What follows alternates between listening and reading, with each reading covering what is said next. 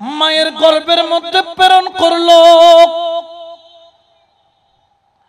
কয়েক ফোঁটা পানি থেকে আপনাকে তৈয়ার করলো মিম্মাইন দাফিক ইয়াখরুজু মিন বাইনিস সুলবি ওয়াত তারাইব যে পানি দফকের সাথে বের হয় পিঠের হাড় এবং বুকের হাড় থেকে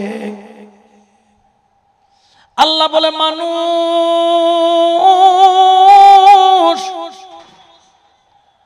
তুমি অহংকার করো না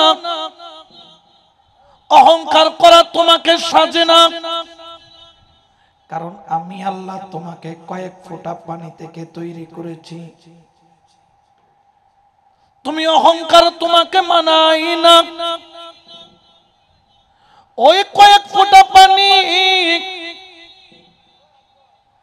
মায়ের গর্ভের মধ্যে 9.5 মাস ওই গর্ভের মধ্যে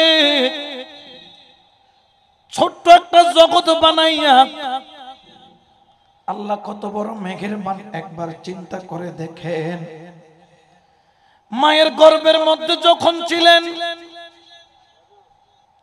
আপনার কিন্তু অক্সিজেনের প্রয়োজন হয় নাই নাক দিয়ে অক্সিজেন নেওয়া লাগে নাই মায়ের সাথে নাড়ি দিয়ে একটা কানেকশন করে দিলেন খাবারও চলে গেল অক্সিজেনও চলে গেল 9 মাস 9.5 মাস 10 মাস তুমি মায়ের গর্ভের মধ্যে কাটাইলা আল্লাহর বান্দা 10 মাস তুমি কি করেছো এই গর্ভের মধ্যে তুমি চিৎকার দিয়ে বলো 10 মাস হাতের জায়গায় হাত পায়ের জায়গায় পাও চোখের জায়গায় চোখ মুখের জায়গায় মুখ কলিজা লিভার ফেসকা গুর্দা কলিজা কিডনি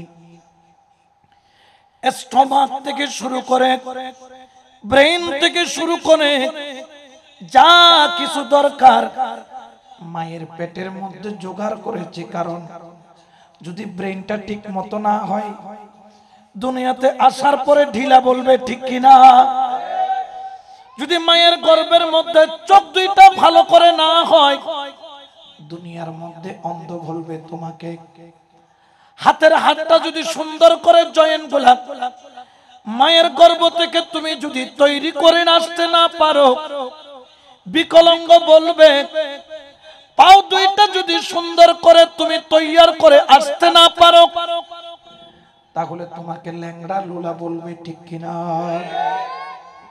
তুমি যখন মায়ের গর্ভে ছিলা হাত জোগাড় করেছো পা জোগাড় করেছো চোখ জোগাড় করেছো মুখ জোগাড় করেছো কেন বল আমি তো এই মায়ের গর্ভে নামের দুনিয়ায় আমি সেখানে চিরস্থায়ী নই 10 মাস পরে আমাকে দুনিয়া নামের এই ভূমিতে আসতে হবে দুনিয়াতে চোখ লাগবে দেখার জন্য দুনিয়াতে হাত লাগবে ধরার জন্য দুনিয়াতে পাও লাগবে চলার জন্য দুনিয়াতে জবান লাগবে বলার জন্য দুনিয়াতে পেট লাগবে খাবার জন্য এই জন্য মায়ের গর্ভে জোগাড় করেছি দুনিয়ার মধ্যে সৈয়দ আহমদুল হক যখন আসলো সবাই বলল ছেলেটা সুন্দর মাশাআল্লাহ কিন্তু আমি যদি মায়ের গর্ভে জোগাড় না করতাম দুনিয়াতে এসে কেউ আমাকে ভালো বলতো না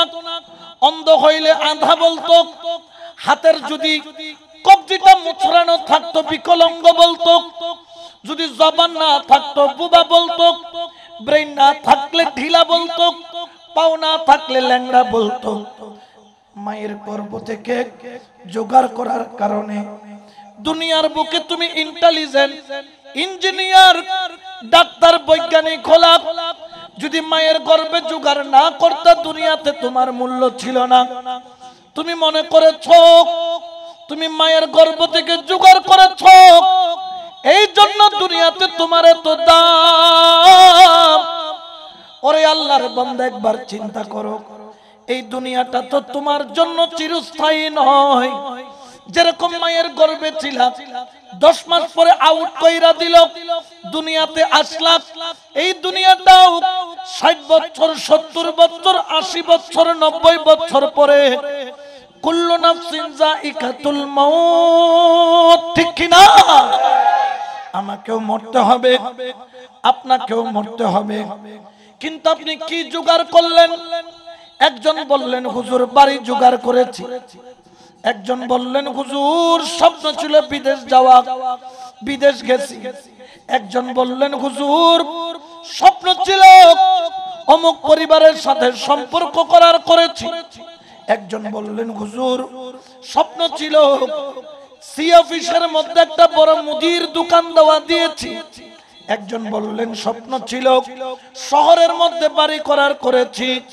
ওরে আল্লাহর বান্দা, যেই দিন মালাকুল মউত তোমার ঘরের দরজা দিয়ে ঢুকবে, যেই দিন তোমার ঘরের দরজা দিয়ে মালাকুল মউত ঢুকবে, আল্লাহর বান্দা যাই না রাখো, ওই কঠিন দিনে তোমাকে বিদায় নিতে হবে।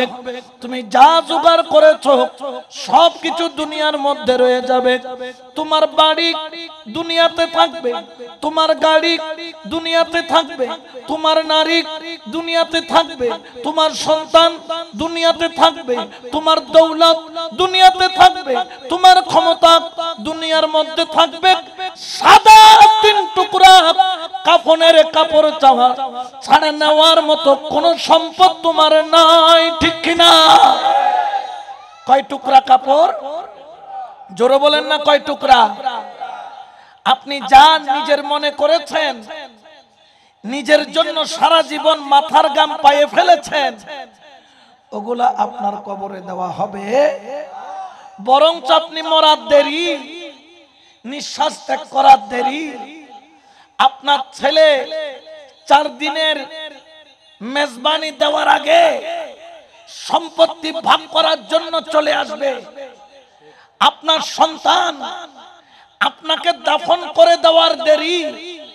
আপনার ঘর 2 সন্তান হলে 2 ভাগ হবে, 2 সন্তানের মাঝে বাড়ির মাঝখানে দেওয়াল হবে, উঠানের মাঝখানে দেওয়াল হবে। সম্পদ জুড়াইছে কে আর ভাগ করতেছে কে? আপনি টাকা রেখে গেছেন, টাকার ব্যাংক ব্যালেন্স ভাগ হয়ে যাবে। এমন কি আপনার জামা, আপনার টুপি, আপনার লুঙ্গি, আপনার পাঞ্জাবি, আপনার হাজিরুমাল, আপনার আসবাবপত্র, আপনার চায়ের পিরিচ, আপনার কাপ সব ভাগ হবে। আজকে ঘরে যাবেন, যাইয়া সন্তানকে বলবেন বাবারে সব তো তোদের জন্য রেখে দিলাম, ভাগ কইরা তোরা নিবি, আমার কোনো আফসোস নাই। তবে আমি একটু জানতে চাই আমি মরার পরে আমার গুনার ভাগটা কেউ নিবি কিনা? বল। আপনি মরার পরে সম্পত্তির ভাগ নেওয়ার মানুষের অভাব, কিন্তু গুনার ভাগ কেউ নিবে? ওরে আল্লাহর বান্দা, নবীর উম্মত, এই জন্য তুমি ওই সম্পদ জোগাড় করো যে সম্পদ তোমার কবরের মধ্যে কাজে লাগে। ওরে তোমার কবরের সম্পদ কি? আমার আল্লাহ বলেন বান্দা 2টা জিনিস ছাড়া আসবি না। আমি তোর কাছে 2টা জিনিস অবশ্যই খুঁজবো কিয়ামতের ময়দানে। যেই দিন তুই দাঁড়াবি ওই দিন তোর 2টা জিনিস আমি দেখব। ওই 2টা জিনিস দেখে তোর বিচার করব। ইয়া আল্লাহ, কোন 2টা জিনিস? আমার আল্লাহ বলেন আমি তোর চেহারা দেখে তোর বিচার করব না, আমি তোর দৌলত দেখে তোর বিচার করব না। তুই কত টাকার মালিক সেটা দেখার বিষয় আমি আল্লাহর নয়। তুই কত সুন্দর চেহারার মালিক সেটা দেখার বিষয় নয়। কিন্তু আমি তোর কাছে 2টা জিনিস দেখব। একটা হলো ওয়া কুলুবিকুম, একটা হলো ওয়া আমালিকুম। একটা হলো তোর পরিষ্কার কলব, আর একটা হলো তোর নেক আমল। সুবহানাল্লাহ বলেন। ওরে তোর কাছে আমল নাই, তোর কাছে পরিষ্কার কলব নাই। গৌসুল আজম মাইজ ভান্ডারী ছিল, তুই কলবটাকে পরিষ্কার করাইতে পারলি না। আমিরুজ্জামান ছিল, কলবটাকে পরিষ্কার করাইতে পারলি না। চরণদ্বীপ হারবাঙ্গিরি গুমদন্ডি দরবার ছিল, কলবটাকে পরিষ্কার করাইতে পারলি না। আমার আল্লাহ এই জন্য ইমাম দুই প্রকার রেখেছেন, আমল শিক্ষা দেওয়ার জন্য মসজিদের ইমাম, আর কলবটাকে ঠিক করার জন্য তরিকতের ইমাম, যাদেরকে বলা হয় ওলি আল্লাহ। সুবহানাল্লাহ বলেন। আল্লাহ বলেন দুইটা জিনিস আমি তোর থেকে তালাশ করব, একটা হলো তোর কলব, কলবটা পরিষ্কার আছে কি নাই।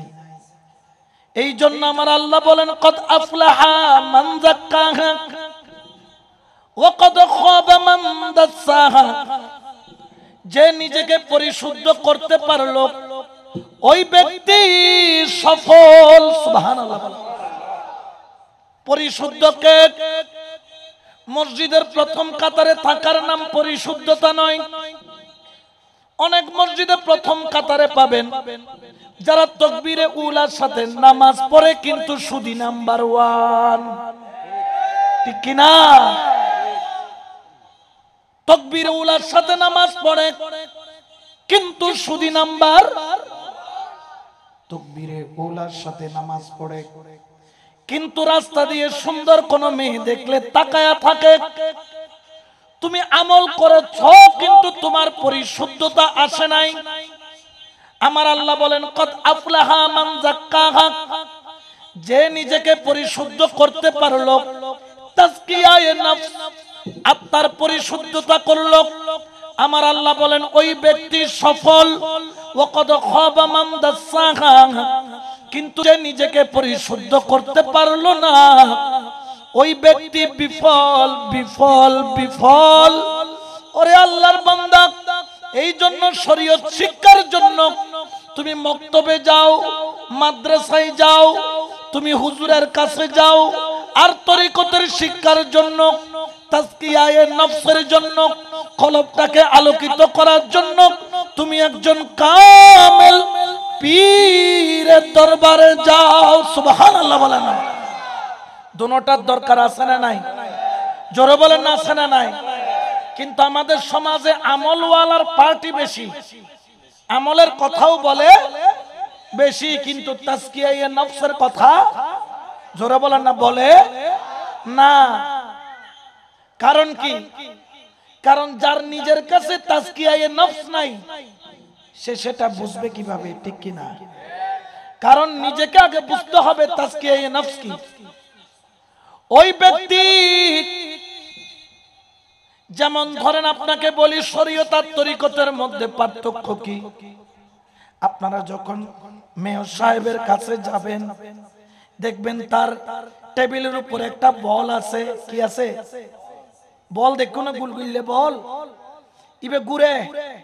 এর মধ্যে পুরো পৃথিবীর কি আছে? জোরে বলেন না, কি আছে? পুরা পৃথিবীর মানচিত্র মেয়র সাহেবের টেবিলের উপর। আচ্ছা, ওইখানে বাংলাদেশ আছে না নাই? ইন্ডিয়া আছে না নাই? পাকিস্তান, মায়ানমার, সব দেশ বাংলাদেশের চারপাশে আছে, কিন্তু বাংলাদেশটাকে দেখা যায় না, একদম ছোট। বলের মধ্যে দেখা যায় কত বড়, একদম ছোট। আসলে বাংলাদেশটা কি এত বড়? জোরে বলেন, এত বড়? ও মেয়র সাহেব, আপনার টেবিলের উপর পুরা পৃথিবী, এই যে একটা মানচিত্র দেখা যাচ্ছে, কোন জায়গায় কি আছে, এটার নাম হলো শরীয়ত। এটার নাম কি? শরীয়ত থেকে আন্দাজ নেওয়া যায় শরীয়ত থেকে নকশা পাওয়া যায়, শরীয়ত থেকে তুমি ফর্মুলা পাবা, শরীয়ত থেকে তুমি কোন দেশ কোথায় কোন জায়গায় কোন সাগরের কোন পারে কোন অবস্থানে আছে তার একটা নকশা পাবা। কিন্তু তরিকত ভিন্ন, তরিকত মানে নকশা নয়।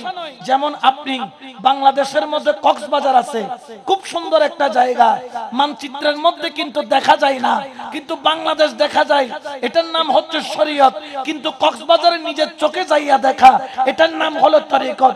মানচিত্রের মধ্যে ইন্ডিয়া আছে, এতটুকু দেখা যায়, এটার নাম হলো শরীয়ত। কিন্তু খুদ ইন্ডিয়ায় গিয়ে তাজমহল দেখে আসা, খুদ নিজের চোখে দেখে আসা, এটার নাম তরিকত।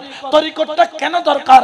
কারণ কবরে যখন যাবেন, মান রব্বুকা, তোমার রবকে, তুমি বললা রব্বি আল্লাহ, কিন্তু রব্বি আল্লাহ বড় বড় মাওলানার মুখ দিয়েও বের হবে বাইরে বনাওয়া বহুত হুজুরা বাজিনো যাবে কই, বাজবে কিনা? হুজুর আপনি সারা জীবন আল্লাহ আল্লাহ করলেন, আপনি বেঁচে গেলেন কেন? বলে আমি শরীয়ত ফলো করেছি কিন্তু তরিকত ফলো করি নাই। কেন? শরীয়তের মধ্যে আল্লাহ আছেন আমরা বিশ্বাস করি, মানি।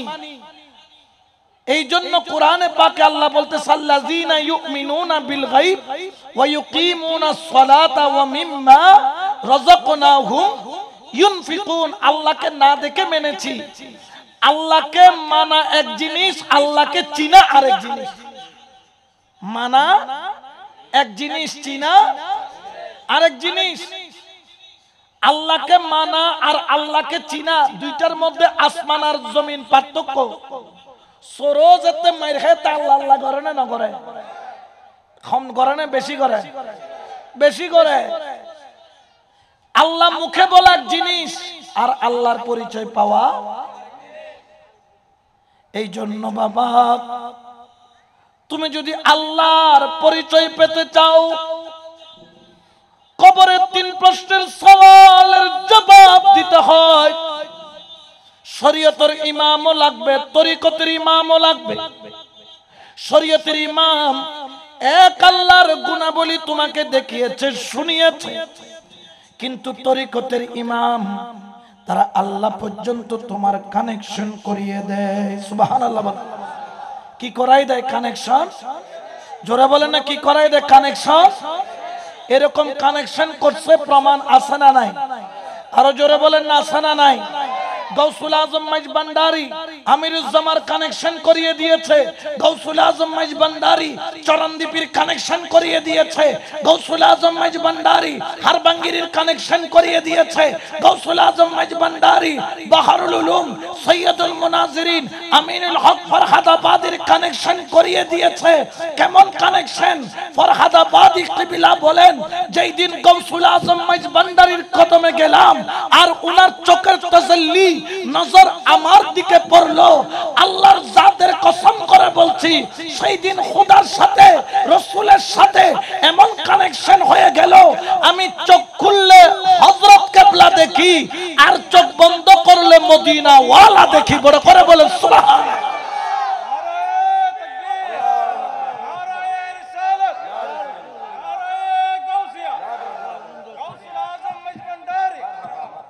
কেন? ওই কানেকশন করলে লাভ না লস?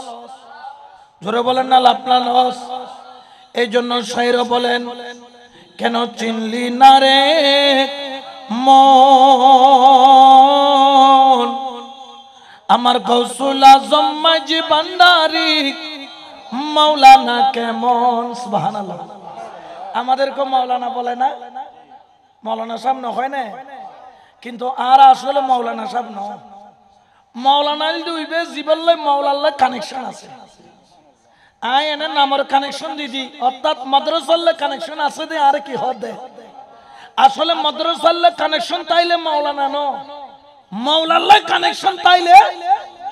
কিন্তু আর মাদ্রাসাল্লাহ কানেকশন করছি, মাওলাল্লাহ কানেকশন ন করি। এই জায়গায় আমাদের ভুল, আমরা ওই জায়গায় ঠিক করতে পারি না। আর যখন মাওলার সাথে কানেকশন হয়ে যায়, তখন তার অন্তরের মধ্যে একটা সাহস চলে আসে, তখন তার চিন্তার জায়গা ভিন্ন। যেমন আমরা চিন্তা করি কোত্থেকে? ব্রেন থেকে। বলেন না কোত্থেকে? ব্রেন থেকে। ব্রেনের অংশ কয়টা? ও মগজ দেখো না মগজ কোরবানি গরু জ্বর দে মগজ ন দেখ তোকা হুও দুই ভাগে হয় ভাগে দুই ভাগে দুইটা কেন ভাই কোনদিন প্রশ্ন করছে না মগজ তুই তো একটু ডান পাশের যে মগজের অংশ আছে সেটা শরীরের বাম পাশকে কন্ট্রোল করে আবার বাম পাশের যে মগজ আছে সেটা ডান পাশের অংশকে কি করে এই জন্য মানুষ যখন স্ট্রোক করে ডান পাশে রক্ত খনন হলে বাম পাশ অচল বাম পাশে রক্ত খনন হলে ডান পাশ দুইটা কেন দিল দুইটা দেওয়ার পিছনে কারণ আছে কারণ মানুষের ব্রেইনের মধ্যে দুই ধরনের জ্ঞান আছে একটা রহমানি একটা শয়তানি একটা কি রহমানি একটা শয়তানি মানুষ যখন চিন্তা করে যদি রহমানের সাথে কানেকশন থাকে রহমানি প্রাধান্য পায় শয়তানের সাথে কানেকশন থাকলে শয়তানি প্রাধান্য এই জন্য ওলি আল্লাহরা এইখান থেকে চিন্তা করে না কারণ এখানে রহমানিও আছে শয়তানিও আছে ও বলি তুমি কোত্থেকে চিন্তা করো আমার ওলি আল্লাহ বলেন আলেম উলামা MP minister mayor chairman member যত প্রতিনিধি যত মানুষ আছে সবাই চিন্তা করে ব্রেন থেকে আর ওলি আল্লাহ চিন্তা করে কলব থেকে আর কলবটা এমন একটা জায়গা কুলুবুল মুমিনিন আরশে আল্লাহ আর এখান থেকে সোজা ডাইরেকশন দেয় খুদ আল্লাহ বড় করে বলেন সুবহানাল্লাহ তো আল্লাহ যেখান থেকে ডাইরেকশন দেয় ওখানে শয়তান আসতে পারে ওইখানে শয়তানের ক্ষমতা চলে এই জন্য কলবটাকে পরিষ্কার করা পরকালের জীবনের জন্য বাধ্যতামূলক এই জন্য আমার আল্লাহ বলেন ইয়া আইয়ুহাল্লাযীনা আমানু তাকুল্লাহা ওয়া কুনু মা'আস সাদিকিন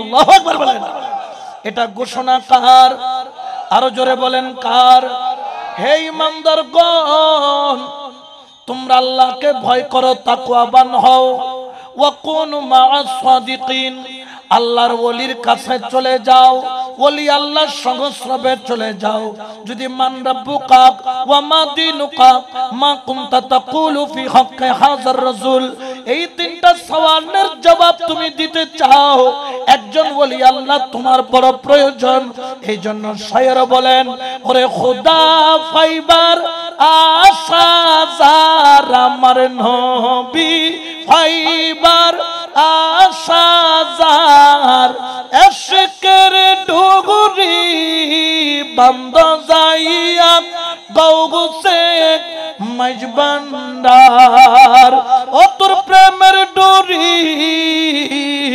বন্ধ যাইয়া আউলি ইয়ার দরবার সালাতুনিয়া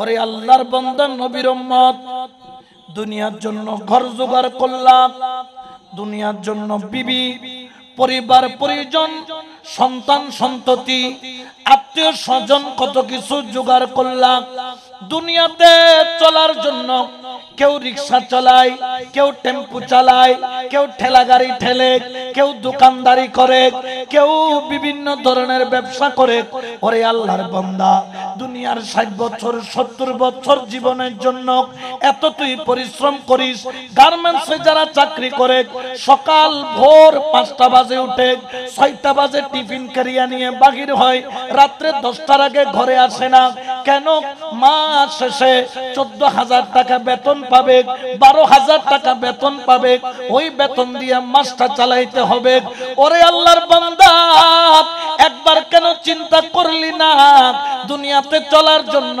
14-15,000 টাকার জন্য ভোর 5টা থেকে রাত 10টা পর্যন্ত তুই মাথার গাম পায়ে ফেললি আর ওই কবর নামের জায়গা যেখানে তোর সারা জীবন থাকা লাগবে কিয়ামত পর্যন্ত থাকা লাগবে, ওই কবরের সম্পদ কেন জোগাড় করলি না? ওরে দুনিয়ার মানুষ, তুই যারে আপন বানাইলি, ছেলে তোর বড় আপন, মেয়ে তোর বড় আপন, পরিবার তোর বড় আপন, তোমার স্ত্রী তোমার জন্য সব, কিন্তু তুমি মারা যাওয়ার দেরি, ইদ্যত পালন করে তোমার স্ত্রী আবার নতুন করে স্বামী নেওয়ার অনুমতি আছে। আবার তোমার স্ত্রী যদি মারা যায় 40 দিনের ভিতরে তুমি বিবাহ করে নতুন সংসার করো, তুমি যাকে আপন মনে করলা সে তো পর হয়ে গেল। সন্তানকে আপন বানাইলা, আজকে যাই জিজ্ঞেস করবা, ও আমার সন্তান, ও আমার পুত্র, তোর জন্য তো কিছু বানাইলাম, তোরে শহরে পড়াইলাম, তোর জন্য ব্যাংক ব্যালেন্স করলাম, ও সন্তান তোর কাছে একটা প্রশ্ন রাখতে চাই, সঠিক সঠিক উত্তর দে।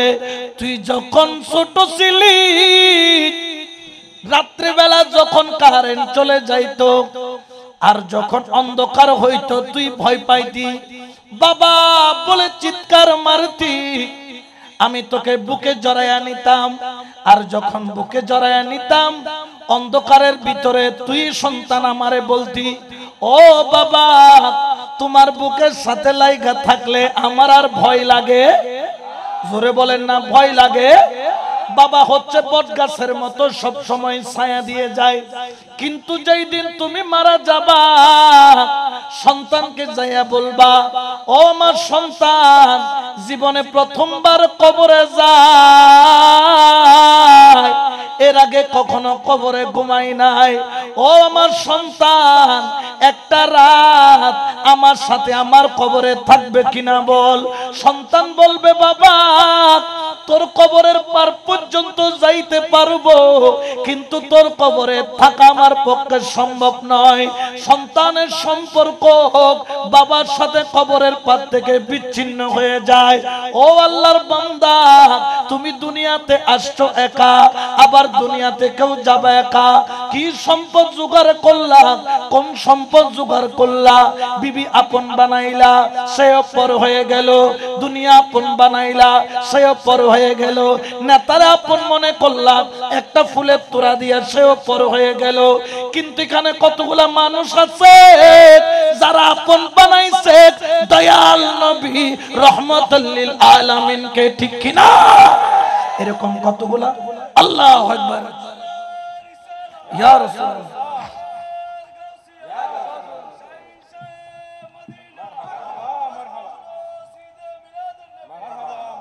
কতগুলা মানুষ আছে নবীরে পাগল বা নবীর পাগল, মিলাদুন নবী হলে দৌড় মারে, ফাতিহা হলে দৌড় মারে, ওরস হলে দৌড় মারে, জুলুস হলে দৌড় মারে, ওলি আল্লাহর দরবারে দৌড় মারে। যাইটা রাখো, তুমি যখন কবরে যাবা, মান রাব্বুকা হয়তোবা তুমি উত্তর দিতে পারো নাই। দ্বিতীয় অপশন আছে ওয়ামা দিনুকা, যদিও বা 2 নম্বর উত্তরটাও দিতে পারো নাই। বুখারী মুসলিমের মধ্যে কিন্তু প্রশ্ন 3টা বলে নাই, প্রশ্ন বলেছেন একটা। শুধু একটাই জিজ্ঞেস করবে, মা কুনতা তাকুলু ফি হাক্কি হাযার রাসূল, তোমার সামনে তোমার নবী, সুবহানাল্লাহ বলেন না, আপনার নবী আমার নবী নূরুন নবী দণ্ডায়মান হবেন, হাজির হবেন, উপস্থিত হবেন। আর ফেরেশতারা বলবে, হে বোয়ালখালীর জমিনের মানুষ, রোহাইপাড়ার জমিনের মানুষ, দেখি বল বল বল, দুনিয়াতে যখন ছিলি মা কুনতা তাকুলু ফি হাক্কি হাযার রাসূল, এই নূরের পুতলা সম্পর্কে তুই কি বলতি, একটু করে বল। তুই চোখের পানি ছেড়ে দিয়ে তুমি দাঁড়ায়া যাবা। ও মুনকির নকির, সরে যা, সরে যা, সরে যা, আমাকে পরিচয় করায়া দিতে হবে না।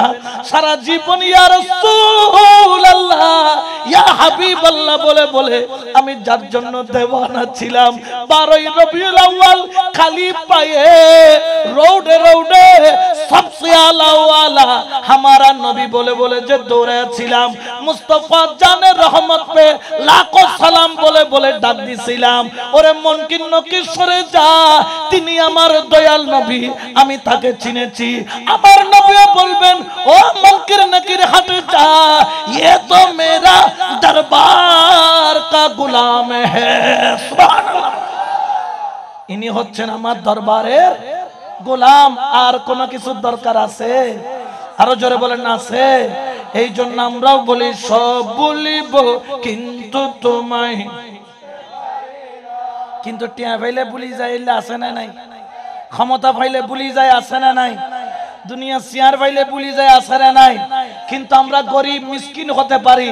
আমাদের আওয়াজ হচ্ছে সোনার মদিনা আমার প্রাণের, হ্যাঁ সোনার মদিনা আমার প্রাণের,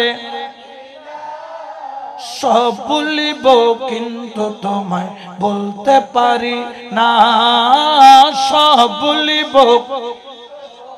বলতে পারি, ভুলিনি ভুলব না ভুলতে পারি না, ভুলিনি ভুলব না,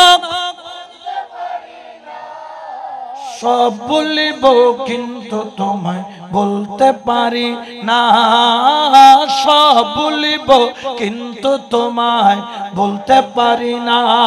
সালাত নিয়া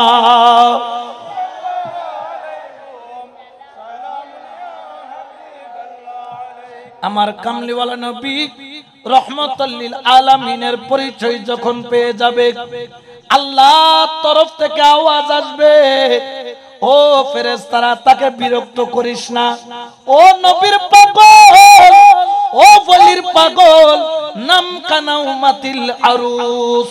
আল্লাহু আকবার বলেন। এই যে আমরা ওরস বলি, ওরস, এই ওরসটা সেই হাদিস থেকে, নাম কানাউমাতিল আরুস।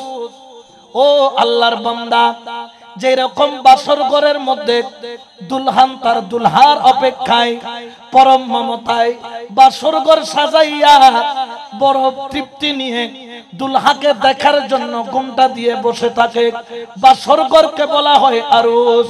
বলতেছে বাসর ঘরে যেই রকম দুলহান ঘুমায় বড় তৃপ্তি নিয়ে, তুমিও তোমার কবরের মধ্যে ওই বাসর ঘরের মতো ঘুমাও। যতটুকু নজর যায় 70 গজ 70 গজ সামনে পিছে চারিদিকে কবরটাকে বড় করে দেওয়া হবে, জমিনটাকে জান্নাতের বাগান করে দেওয়া হবে, ডান দিকে জান্নাতের জানলা খুলে দেওয়া হবে, আর ওই দরজা দিয়া আল্লাহর কতগুলা জান্নাতের হুর প্রবেশ করবে, তোমার জন্য মালা গাঁথবে। ওই মালা গাঁথতে গাঁথতে গাঁথতে গাঁথতে কখন জানি কিয়ামত হবে, তুমি টেরও পাবা না। আল্লাহকে বলবা, আল্লাহ আর একটু পরে কিয়ামত হইলে মালাটা পড়তে পারতাম। আল্লাহ বলবে, বান্দা না, তুমি মালা গাঁথতেছে মনে করেছো 10 মিনিট, না না না, এই সময়ের মধ্যে হাজার হাজার কোটি বছর চলে গিয়েছে। আমি তোমাকে শুধু একটা মালা গাঁথার পরিমাণ সময় কবরের মধ্যে দিয়েছি। কিন্তু যারা বেঈমান হবে, আল্লাহ চিনে নাই, নবী চিনে নাই, ওলি চিনে নাই, ওরা কবরে যাওয়ার দেরি মান রব্বুকা হাউমাউ করে কেঁদে দিবে, ওয়া মা দীনুকা হাউমাউ করে কেঁদে দিবে, মা কুনতা তাকুলু ফি হাক্কি হাযার রাসূল যখন বলবে কপালের মধ্যে বাড়ি মারবে। হায় হায় হায়, আমি যদি সুন্নি হইতাম জিন্দা নবী বলতাম আর জিন্দা নবী চিনতাম। সারা জীবন মরা নবী বলেছি, নবী মরা বলেছি, বলি মরা বলেছি, এখন তো জিন্দা নবী চিনি না। হায় হায়, কেন সুন্নি ছিলাম না, কেন আহলে সুন্নাত ওয়াল জামাতকে মানলাম না। আমার পুরা কপাল আর ওই কবরটাকে জাহান্নামের আযাব করে দেওয়া হবে। ডান দিকের মাটি বাম দিকে এমন ভাবে চাপ দিবে, কবরটার মধ্যে তোমার শরীরটা এমন ভাবে চেপে দিবে, পাউডার যেরকম কোন কাগজ পুরানোর পরে সাইকে ভাবে হাতের মধ্যে কসলাইলে যেরকম পাউডার হয়ে যায়, তোমার শরীরটা ওই রকম কসলাইয়া পাউডারের মতো হবে। আবার যখন মেলবে শরীরটা জোড়া লাগবে, তুমি হাউমাউ করে কাঁদবা, চোখের পানি ছাড়বা, কেউ তোমার আপন হবে না। জেনে রাখো, জেনে রাখো, যারা সুন্নি তারা ভাগ্যবান, কারণ তারা নবীকে চিনেছে, এই জন্য কবরে নবীকে চিনবে। আর যারা নবীকে চিনে নাই, তারা দুনিয়ারও ফোরাক ফাইল্লা, কবরেরও ফোরাক ফাইল্লা। ঠিক কিনা? আরো জোরে বলেন না ঠিক কিনা?